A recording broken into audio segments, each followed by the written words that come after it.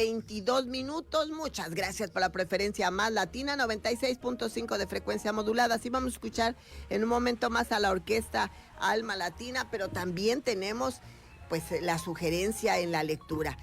Tenemos ya comunicación vía telefónica con el licenciado Irán Becerra Vargas, que es un gran promotor cultural y también está dentro de la actividad cívica de Veracruz. Maestro, muy buenos días, qué gusto saludarte.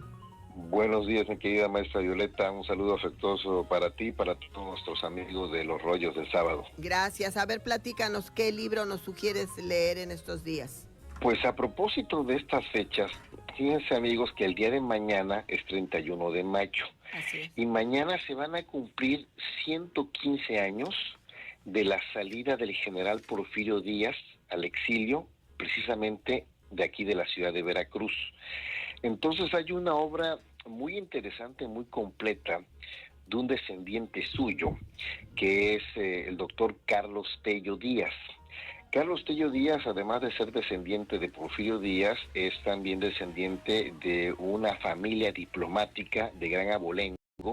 Su abuelo, por ejemplo, fue secretario de Relaciones Exteriores del gobierno de Adolfo López Mateos, o su papá fue secretario de Programación y Presupuesto en la época de José López Portillo. Sin embargo, él de manera individual se ha ido pues preparando de manera muy importante. Él pues es maestro en Filosofía y Letras por la Universidad de Oxford, allá en Inglaterra, y también cuenta con un doctorado en Historia por la Escuela de Altos Estudios en Ciencias Sociales en París. Y él hace algunos años escribió un libro que se llama precisamente El Exilio, un relato de familia, donde de manera muy puntual va a narrar los avances de los avatares que tienen dos familias, de las cuales él es descendiente, la familia de Porfirio Díaz y de la familia de don Joaquín Casasus. Joaquín Casasus fue también en su momento embajador de México en Estados Unidos, fue negociador de la entrega del chamizal cuando se desvía el río Bravo, pero que lamentablemente tras la derrota del gobierno de Porfirio Díaz no cumple Estados Unidos con este acuerdo hasta muchos años después, prácticamente 50 años después, cuando en 1964, precisamente siendo secretario de Relaciones Exteriores, el abuelo de este gran autor de Carlos Tello, pues se devuelve el chamizal.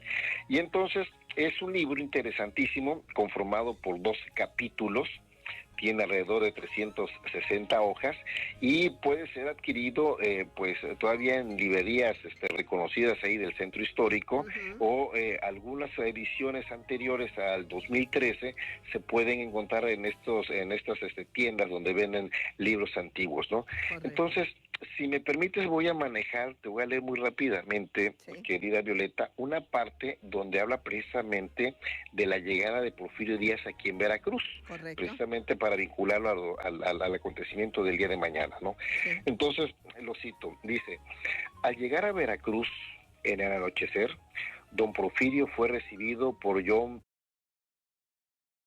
encargado de la dirección de obras del puerto, quien lo condujo con su mujer hasta la casa de madera que puso a su disposición por instrucciones de Cowdray. Hago un paréntesis, Cowdray era Whitman Pearson, ¿sí? Conde de Cowdray, el cual había mandado a construir el puerto artificial de Veracruz. Bueno, continúo. Porfirio Díaz permaneció 5 días en el puerto de Veracruz. El sábado por la mañana recibió la visita del gobernador Teodoro A. Dehesa y pasó después el resto de la jornada rodeado solo de los suyos, contemplando desde su balcón los movimientos de la bahía de Veracruz. Carmelita, mientras tanto, le preparaba infusiones con hojas de naranjo para tratar de sosegar sus ánimos. Estaban hechos pedazos. A Díaz, en efecto, lo abrumaba su derrota, la forma secreta, casi clandestina, en la que tuvo que salir de la Ciudad de México, pero desde hacía 6 meses padecía los estragos de una fuerte postemilla en el lado izquierdo de la boca. Era de tal manera dolorosa que no podía ingerir más que puros alimentos líquidos. Así transcurrieron para él los días de Veracruz, adolorido, pero con el consuelo, sin embargo, de tener a todos los veracruzanos sin la menor duda de su parte. Era de verdad insólito. No pasó día sin que recibiera la visita de algún grupo de personas, funcionarios de gobierno del estado, periodistas, curiosos, muchachas de la sociedad del puerto.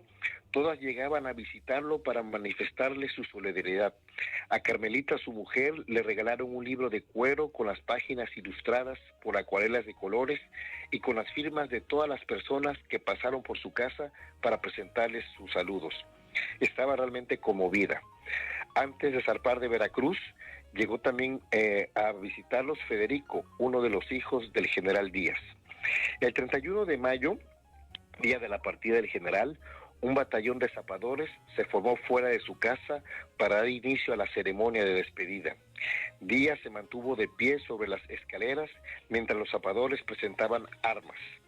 Por la tarde, después de un almuerzo, el general salió con sus familiares hacia el puerto para tomar su vapor en el muelle de la T de Veracruz. Con toda su comitiva, llevaba también él un sombrero de jipijapa. El Ipiranga acababa de llegar ese mismo día procedente de Coatzacoalcos.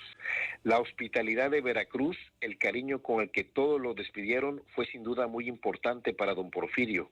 Recordó que 40 años atrás él había vivido con Delfina, su primera mujer, en Tlacotalpan, y que había tenido entonces la oportunidad de representar a Veracruz en la Cámara de Diputados. Sus palabras de despedida, pronunciadas con la voz quebrada, fueron grabadas en cilindros de cera. Y cito: guardo este recuerdo en lo más íntimo de mi corazón, le dijo a los veracruzanos, y no se apartará de él mientras yo viva. Prácticamente es una parte de los interesantísimos detalles que Carlos Tello Díaz habla de cómo fue el exilio de Porfirio Díaz, cómo fue su vivencia en Europa, cómo él conoció de cerca los estragos de la Primera Guerra Mundial, hasta que finalmente muere en 1915, pero como siempre tratamos de vincular la historia nacional y universal con la historia de Veracruz, y esto creo que para nuestro amable auditorio sería muy interesante para conocer esa etapa histórica de la salida de Porfirio Díaz y cómo, a pesar de haber sido derrotado y exiliado de motu propio, finalmente, pues siempre se le reconoció por parte de los veracruzanos. Así Violeta. es. Gracias, muy interesante de verdad la descripción que hace y pareciera que estamos viendo ahí al general Porfirio Díaz. Pues deben de ser momentos muy angustiantes, todas estas emociones encontradas, y aquí en Veracruz, pues donde se le recibió y finalmente se le despidió. Muchísimas gracias. Gracias. Violeta, un gusto, Igualmente. un saludo afectuoso a todos, un abrazo. Gracias. 8 de la mañana.